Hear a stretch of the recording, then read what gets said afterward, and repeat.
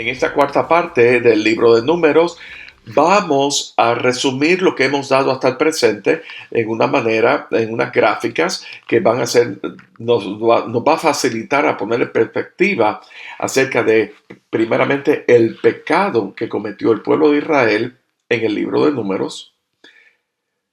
Segundo, cómo Dios, a pesar del pecado de Israel, no abandonó a su pueblo y mostró su misericordia. Y tercero, vamos a ver a Cristo mostrado en el libro de Números. Así que con esto vamos a comenzar. Y comenzamos en el capítulo 11 del libro de Números. ¿Qué es lo que está pasando aquí? ¿Qué es lo que había pasado aquí hasta el presente? Bueno, hasta el momento hemos visto que el pueblo estaba bien establecido. Era un pueblo que había sido instruido por el Señor, guiado por la nube. Había provisión diaria del maná. El agua brotaba de la roca. Sus calzados nunca se desgastaron, ni sus pies nunca se inflamaron. Su ropa nunca se dañó, ni se puso vieja. El Señor les guiaba en cada paso. El Señor estaba en medio de ellos. Y al final del capítulo 10 de Números, todo luce que estaba establecido conforme al patrón de Dios.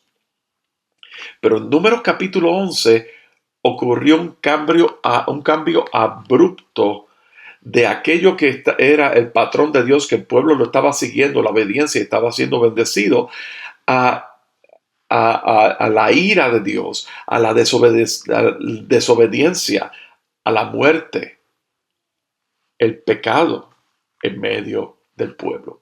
Vamos a ver en Números capítulo 11, versículo 1. Dice: aconteció que el pueblo se quejó a oídos de Jehová, y lo oyó Jehová, y ardió su ira, y se encendió en ellos fuego de Jehová, y consumió uno de los extremos del campamento. Entonces vemos aquí que realmente el pueblo se quejó contra Jehová.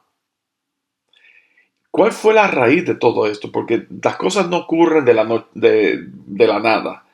Si vemos el versículo 4, aquí hay un primer indicativo de lo que ocurrió. Dice: y la gente extranjera que se mezcló con ellos tuvo un vivo deseo, y los hijos de Israel también volvieron a llorar y dijeron: ¿quién nos diera a comer carne? La provisión de Jehová era maná del cielo. Pero el pueblo de Israel se dejó influenciar por el deseo de los extranjeros que estaban caminando con ellos, y hasta la fecha estaban con ellos.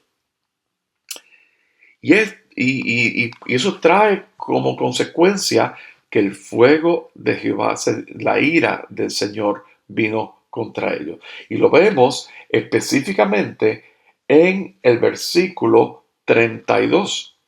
En el versículo 32 dice: entonces el pueblo estuvo levantado todo el día y toda la noche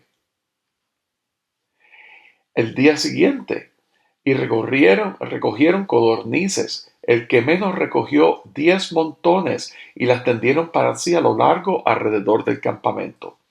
Y aún estaba la carne entre los dientes de ellos, antes de que fuese masticada, cuando la ira de Jehová se encendió en el pueblo, e hirió Jehová al pueblo con una plaga muy grande. Y llamó el nombre de aquel lugar Kibrot Hatava, por cuanto allí sepultaron al pueblo codicioso. Muy bien. Todo partió de una mezcla que hubo en el pueblo. Los extranjeros que se mezclaron, que habían caminado con el pueblo, tuvieron un deseo, una codicia por comer carne. ¿Pero qué carne? La carne de Egipto.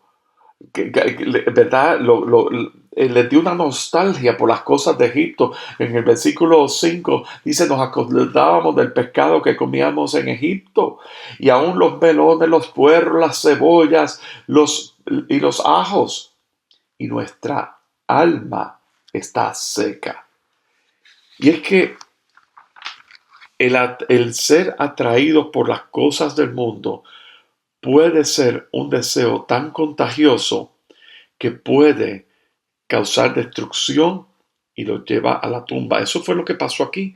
El vivo deseo los llevó a la tumba.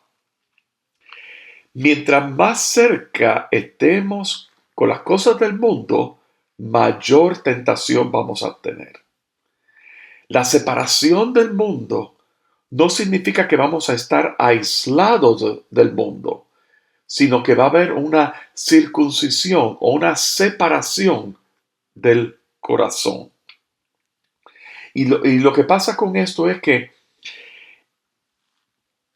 todo esto resulta en un menosprecio a Dios. El versículo 20 dice, por cuanto menospreciaste a Jehová que está en medio de vosotros, y llorasteis delante de él diciendo, ¿para qué salimos acá de Egipto? El Dios que hasta ahora les había provisto, les había salvado, les había guardado, ahora estaba siendo menospreciado. Y entonces, pero aquí sigue, en el capítulo 12, vemos otro ejemplo de pecado. Versículo 1 dice, María y Aarón hablaron contra Moisés a causa de la mujer cusita que había tomado, porque él había tomado mujer cusita. Mujer cusita es una mujer extranjera etíope. Así que, ¿qué fue lo que ocurrió? Rechazaron a Moisés como profeta. Empezaron a demandar a Dios que se busque otra manera de hablarle a su pueblo. Porque Moisés, ¿por qué Dios tiene que hablar a través de Moisés todo el tiempo? ¿Y qué fue lo que ocurrió? En el versículo 6 del capítulo 12, aquí ocurre que Dios los saca a Aarón, a María y a Moisés a una parte y dice, oíd mis palabras, cuando haya entre vosotros profeta de Jehová, le apareceré en visión, en sueños hablaré con él. No así a mi siervo Moisés, que es fiel en toda mi casa. ¿Cómo va a hablarle Jehová a Moisés? Versículo 8, cara a cara hablaré con él, y claramente, y no por figuras, verá la apariencia de Jehová. ¿Por qué no tuviste temor de hablar contra mi siervo Moisés? Y eso ocurre por el pecado de murmuración. Y eso trajo por consiguiente que en el versículo 9, la ira de Jehová se encendió contra ellos, la nube se apartó del tabernáculo, María estuvo leprosa y fue enviada fuera del campamento. Allí fue sanada, pero hasta que no fue purificada no pudo entrar al campamento, que fue una semana. Y eso fueron las consecuencias. El tabernáculo, recordemos que el tabernáculo es la presencia del Señor. La pregunta que hay que hacerse es, ¿qué es el tabernáculo sin la presencia del Señor? ¿Qué es la iglesia sin la presencia del Señor? El tabernáculo sería una tienda y la iglesia sería un grupo de personas sin la presencia del Señor. Más nada, lo que da la vida allí es que la presencia del Señor está presente. Luego vemos en Números capítulo 13 y 14, donde aquí demarca un tiempo decisivo. El siguiente pecado, aquí había ocurrido, ya aquí habían pasado solamente 13 meses desde la salida de Egipto. Y el pueblo se encontraba en Cades Barnea. En la última clase vimos un mapa de exactamente dónde estaba Cades Barnea. Les invito a que lo vuelvan a repasar. Y en sus visuales que están incluidos en esta clase, van a poder acceder a ese mapa también. Cades Barnea se encontraba muy cerca de la tierra prometida. Pero el pueblo pecó. Y pecó de la siguiente manera. En el versículo 2 del capítulo 13, la instrucción es, de Jehová fue el de enviar a hombres a reconocer la tierra de Canaán, uno de cada tribu, enviarlos, un varón de cada tribu, príncipe de ellos. Entonces, versículo 21 dice que ellos subieron, reconocieron la tierra desde el desierto de Sin hasta Rehob, entraron en Hamat. Y entonces el versículo 26, y anduvieron y vinieron a Moisés y a Aarón y toda la congregación de los hijos de Israel en el desierto de Parán en Cades. Cuando ellos regresaron de haber reconocido la tierra, le dieron la información a ellos y a toda la congregación y les mostraron el fruto de la tierra. Y lo que ocurrió fue, en el versículo 31, los varones que subieron con él dijeron: no podremos subir contra aquel pueblo porque es más fuerte que nosotros. Y hablaron mal entre los hijos de Israel de la tierra que habían reconocido. Y entonces vemos en el capítulo 14, entonces toda la congregación gritó y dio voces, y el pueblo lloró aquella noche y se quejaron contra Moisés y contra Aarón y contra los hijos de Israel, diciendo: ojalá muriéramos en la tierra de Egipto. Entonces en el versículo 4 del capítulo 14 habla aún más de designar un capitán y volverse a Egipto, hacer como un tipo de golpe de estado. Entonces Josué, hijo de Nun, y Caleb, que era de los que habían reconocido la tierra, rompieron sus vestidos y hablaron a toda la congregación, diciéndoles de no ser rebeldes, que no teman al pueblo, de que la tierra efectivamente es una tierra una tierra muy buena, pero esa es la tierra que Dios nos ha dado y que Dios nos puede librar de todas esas personas. Así que el pecado fue, después que los espías exploraron la tierra prometida, 10 de esos espías presentaron un informe negativo, causando que el pueblo dudara del poder de Dios. Los israelitas murmuraron contra Moisés y Aarón, deseando regresar a Egipto y rechazando la promesa de Dios. Y eso trajo como consecuencia lo siguiente: que Jehová castigó a Israel, ¿verdad? Dice en el versículo 29 del capítulo 14: todo el cuerpo de los que fueron contados entre vosotros de 20 años arriba, los cuales han murmurado contra mí, todos ellos habrían de morir, vuestros cuerpos caerán en el desierto. Entonces, excepto Josué y Caleb. Así que esto fue lo que causó una jornada que hubiera tomado un par de días. Causó que estuvieran 40 años divagando en el desierto. Y aquí estamos hablando, en la pasada clase vimos un contraste, ¿verdad?, de cuáles fueron las instrucciones que Dios había dado realmente en Deuteronomio 1:19, en contraste con lo que ocurrió en Números capítulo 13.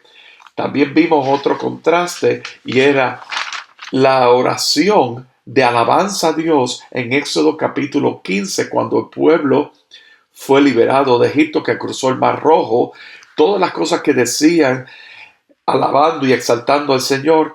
Y en Números capítulo 14, como el pueblo básicamente se contradijo todo lo que había dicho acerca del Señor, y toda su esperanza se había echado a la borda por dudar de Dios. Así que vemos aquí en el próximo, específicamente en el versículo 39 del capítulo 14, ocurrió que el pueblo estaba de luto, porque realmente fue un castigo muy grande de saber de que habían sido librados de Egipto y van a pasar 40 años en el desierto, ¿verdad? Y el pueblo se enlutó porque murieron todas esas personas y se levantaron por la mañana y pensaron en las consecuencias. Fíjense lo que pasó. Versículo 39. Moisés dijo estas cosas a todos los hijos de Israel y el pueblo se enlutó mucho. Y se levantaron por la mañana y subieron a la cumbre del monte diciendo: henos aquí para cubrir el lugar el cual había hablado Jehová, porque hemos pecado. Así que comenzaron a pensar en las consecuencias y subieron al lugar alto. Y eso fue como un arrepentimiento fácil, ¿verdad? En el versículo 41, Moisés le dice: ¿por qué quebrantáis el mandamiento de Jehová? Esto tampoco os saldrá bien.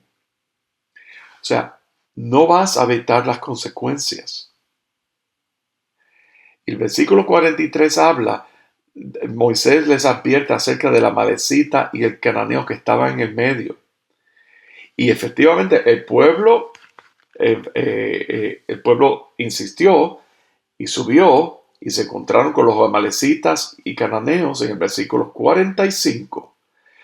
Entonces, después de escuchar el juicio divino por su incredulidad ante el informe de los espías, algunos israelitas intentaron tomar la tierra prometida sin la aprobación de la presencia de Dios. Y como resultado, fueron derrotados por los amalecitas y cananeos. En Números capítulo 16 vemos el pecado de la rebelión de Coré. ¿Y qué fue lo que ocurrió aquí? El capítulo 16, versículos 1 y 2. Coré, hijo de Ishar, hijo de Coat, hijo de Leví, o sea, era de la tribu sacerdotal, se levantaron contra Moisés con 250 varones de los hijos de Israel, príncipes de la congregación, de los del consejo, varones de renombre. Eso fue la rebelión de Coré. Y entonces se juntaron contra Moisés y Aarón y dijeron: basta ya de vosotros, porque toda la congregación, todos ellos son santos y en medio de ellos está Jehová. ¿Por qué se levantan sobre la congregación de Jehová? O sea, ellos trataron de causar división.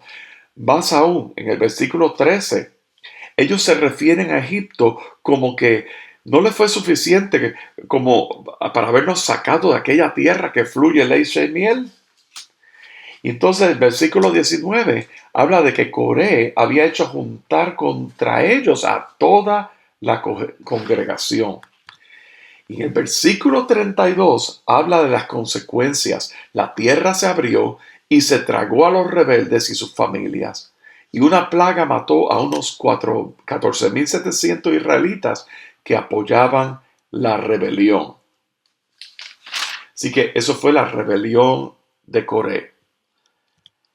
En Números capítulo 20 vemos otro pecado que ocurre aquí. El pueblo se quejó nuevamente contra Moisés y Aarón por la falta de agua. Y ocurrió de que, aunque Dios les proveyó agua milagrosamente, Moisés desobedeció al golpear la roca en lugar de hablarle como Dios le había ordenado. Fíjense, toma en el versículo 8 del capítulo 20, toma la vara y reúne la congregación, tú y Aarón tu hermano, y hablad a la peña a vista de ellos. Y ella dará su agua, y les sacarás aguas de la peña, y darás de beber a la congregación y a sus bestias. Entonces Moisés tomó la vara delante de Jehová como él mandó. Y reunieron Moisés y Aarón a la congregación delante de la peña y les dijo: oíd ahora rebeldes, ¿os hemos de hacer salir aguas de esta peña?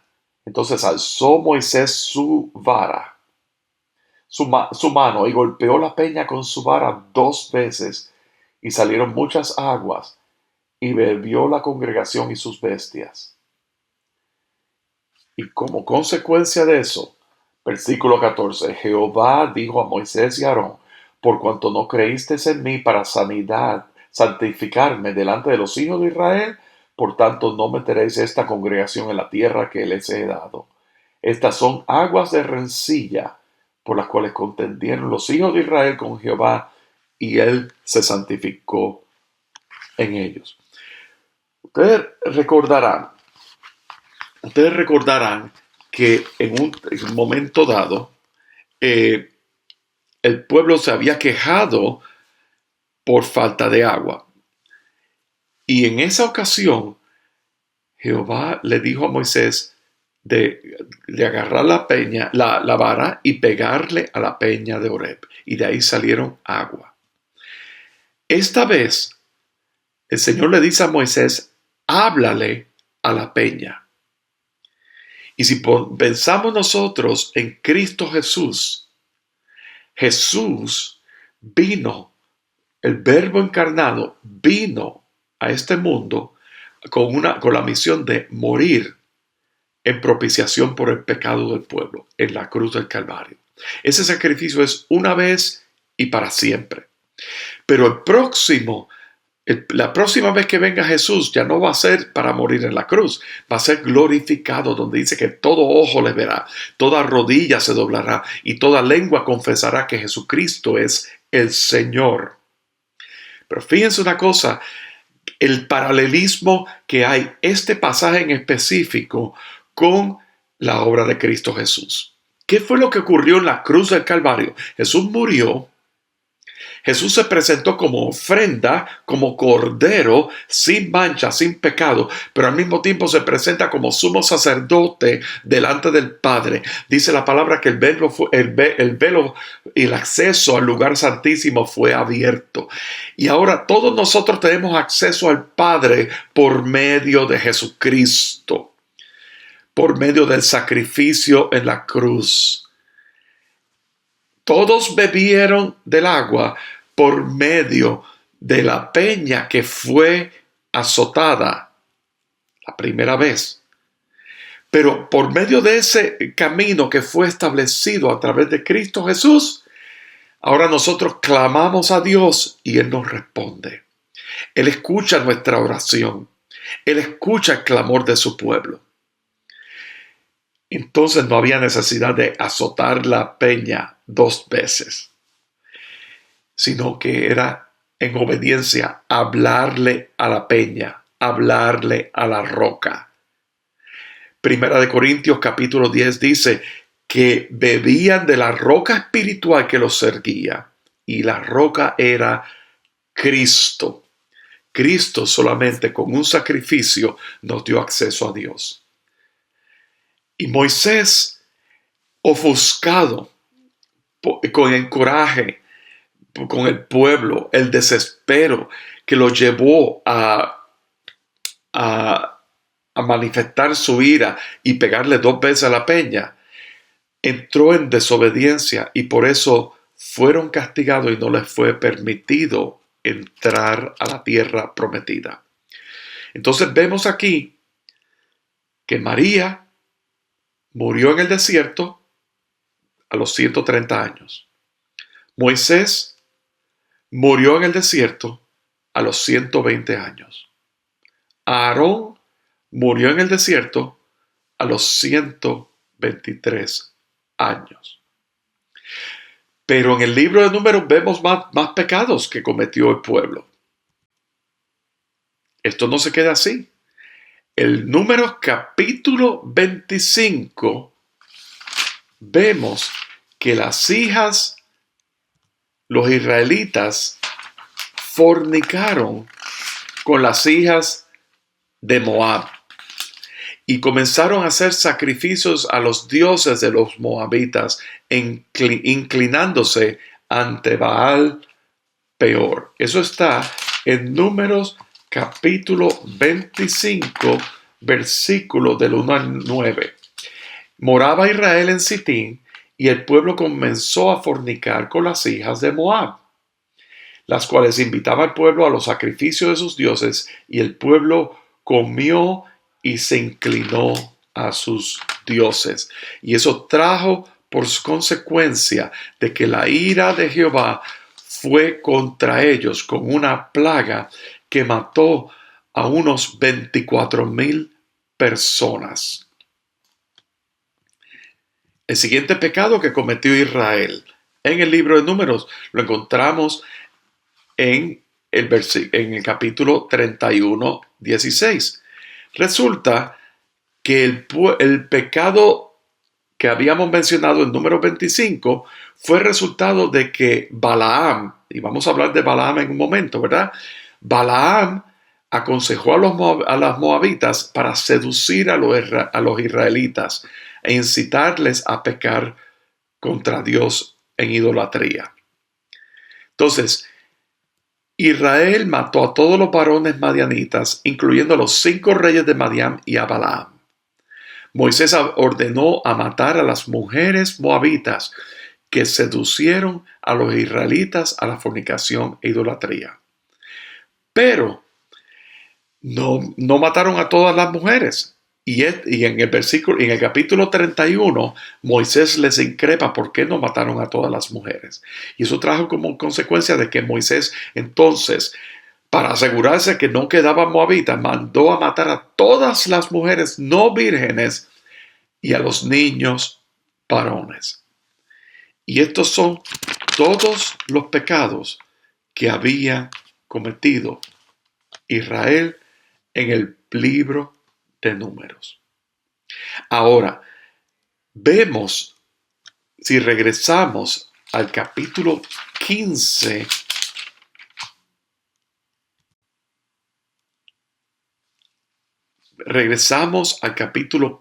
del libro de Números, vemos aquí que Dios puso señal de los mandamientos de Jehová, las franjas en los vestidos. Dios no abandonó a su pueblo. Y la franja en los vestidos, en Números capítulo 15, versículo 38, dice así: y os servirá de franja para que cuando lo veáis os acordéis de todos los mandamientos de Jehová, para ponerlos por obra, y no miréis de en pos de vuestro corazón y de vuestros ojos, en pos de los cuales os prostituyáis, para que os acordéis y hagáis todos mis mandamientos y seáis santos a vuestro Dios. Vemos aquí todas las personas que han muerto hasta la fecha y los que aún habrían de morir. Y con todo y eso, Dios está dejándoles señal de los mandamientos para que el pueblo sea santo, camine en santidad delante de Dios. Luego vemos en el capítulo 15, verso 41, la misericordia de Dios. Dios anduvo con su pueblo. Números capítulo 15, verso 41 dice: yo, Jehová vuestro Dios, que os saqué de la tierra de Egipto para ser vuestro Dios, yo, Jehová vuestro Dios. Dios en todo tiempo estuvo con ellos, la nube y la columna de fuego. Dios, la presencia de Dios guiándoles en todo tiempo. El mismo Dios que es misericordioso. Vemos aquí que es un Dios que es fuego consumidor y que es un Dios de justicia también. En Números capítulo 17 vemos otra muestra de que Dios no abandonó a su pueblo. Y vemos aquí en Números capítulo 17 que la vara de Aarón reverdeció. Esto nos habla de la gracia de Dios y la legitimidad del sacerdocio de Aarón. Recordemos que había pasado justamente antes. Había pasado la rebelión de Coré. Y la rebelión de Coré era específicamente contra Moisés y contra Aarón. Entonces, aquí habló Jehová y les da instrucciones de tomar una vara por cada casa de sus padres, por cada tribu, de todos los príncipes, 12 varas conforme a cada tribu, y escribir el nombre de cada uno de ellas. Y escribir el nombre de Aarón sobre la vara de Leví, porque cada jefe de la familia de sus padres tendrá una vara. Estoy leyendo en Números capítulo 17. Y las pondrás en el tabernáculo de reunión delante del testimonio, donde yo me manifestaré a vosotros. Y florecerá la vara del varón que yo escoja, y haré cesar de mí las quejas de los hijos de Israel con que murmuraban contra nosotros. Así que vemos aquí la gracia de Dios y la legitimidad del sacerdocio de Aarón. El milagro de la vara que reverdeció es una manifestación de la gracia divina. Dios, habiendo castigado previamente el pecado con milagros severos, ahora realiza este milagro para evitar más pecado y disidencia. La vara reverdecida confirma la elección divina de Aarón como sacerdote legítimo, poniendo fin a las disputas sobre su autoridad. También tiene que ver con la vida, ¿verdad? Tiene que ver con la transformación de una vara seca a una rama viva. Eso simboliza la vida, la bendición divina. También la vara que fue colocada frente al arca del pacto como un testimonio de la autoridad de Dios y como una advertencia contra la rebelión. Y esto es para traer a la memoria perpetuamente. Y obviamente es una prueba del poder de Dios. Es un milagro que va más allá de una vara que reverdece, sino que es una vara que florece, produce renuevos y almendras maduras.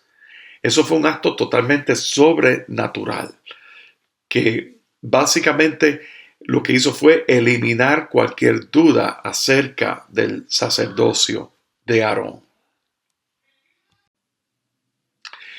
En Números capítulo 21 vemos cómo Israel prevalece en batallas contra las naciones enemigas. Y Dios le ordena a Moisés a hacer una serpiente de bronce para protección del pueblo. Cada vez que el pueblo, ¿verdad?, en esas batallas pues había algún herido, pues miraba a la serpiente y ese soldado israelita pues sobrevivía. Así que eso era como una protección para el pueblo, para su pueblo. Pero vemos cómo Israel prevaleció en la batalla contra el rey de Arad, de los cananeos, contra Sehón, de los amorreos, contra Og, de Basán. Vemos en los capítulos 22 y 24 cómo el rey Balac de los moabitas tiene mucho temor de los israelitas. Recordemos que habíamos dicho que Israel había prevalecido contra batallas, en batallas de otras naciones enemigas, ¿verdad? Y tenía mucho temor. Entonces, ¿qué es lo que hizo? Contrató a un profeta pagano, Balaam, para profetizar contra Israel, profiriendo maldición a los israelitas.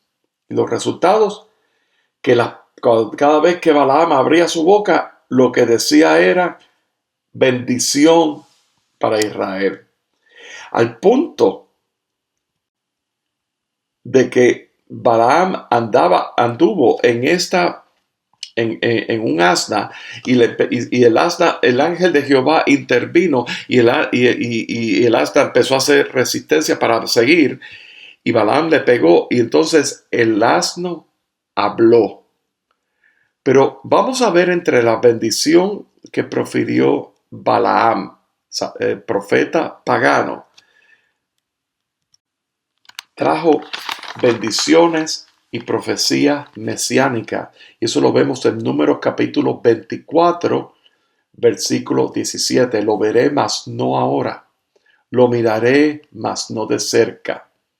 Saldrá estrella de Jacob y se levantará cetro en Israel. Esas son profecías mesiánicas. Y destruirá a todos los enemigos e Israel se portará varonilmente. Vemos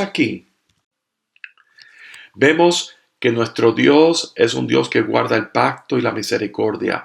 Dios no cambia.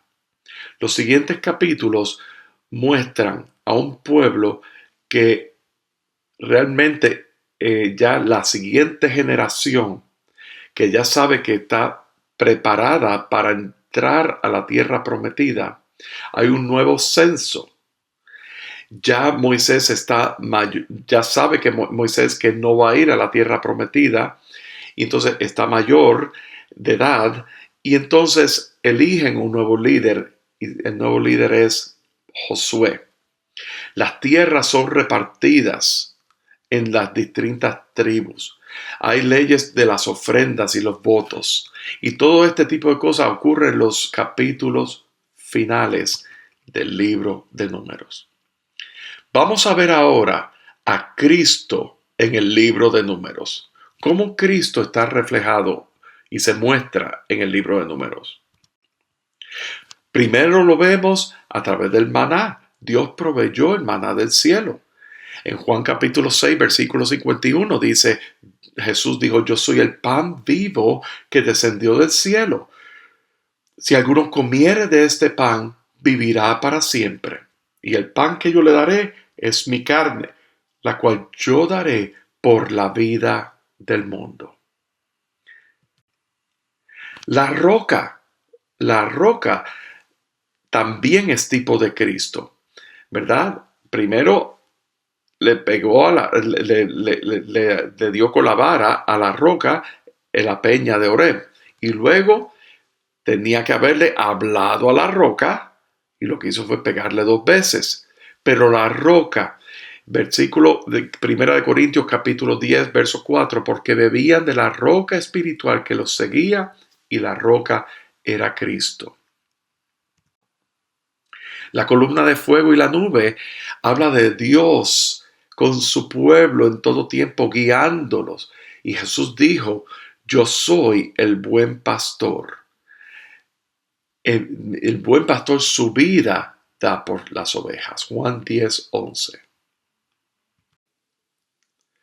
En Números capítulo 19 vemos a Cristo aquí tan reflejado en la purificación de los inmundos, donde se ordena a rociar la sangre de una vaca perfecta, que no haya ninguna falta.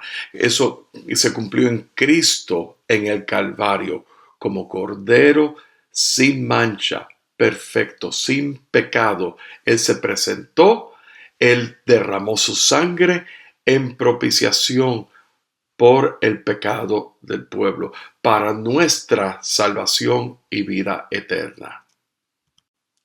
En Números 21, la serpiente de bronce. Jesús dijo en Juan 3:14, como Moisés levantó la serpiente en el desierto, así es necesario que el Hijo del Hombre sea levantado. Cuando el Hijo del Hombre es levantado y nosotros miramos al Hijo del Hombre, a Cristo, somos salvos, ¿verdad? En ese clamor a Él por nuestra salvación, para que nos salve de nuestra vida y tenga misericordia. En Números 24:17, el cetro y la estrella, que fue la profecía de Balaam. El cetro es la autoridad de Dios, es el trono. Y eso habla del logos, del verbo, Dios, autoridad, divinidad, Jesús como rey, en el primer capítulo del Evangelio según San Juan. De manera que con esto concluimos el libro de Números. Hemos visto en la clase de hoy los pecados del pueblo de Israel en el libro de Números y sus consecuencias, cómo Dios extendió misericordia y nunca abandonó a su pueblo, y cómo Cristo está reflejado. Podemos ver a Cristo en el Antiguo Testamento, en el libro de Números.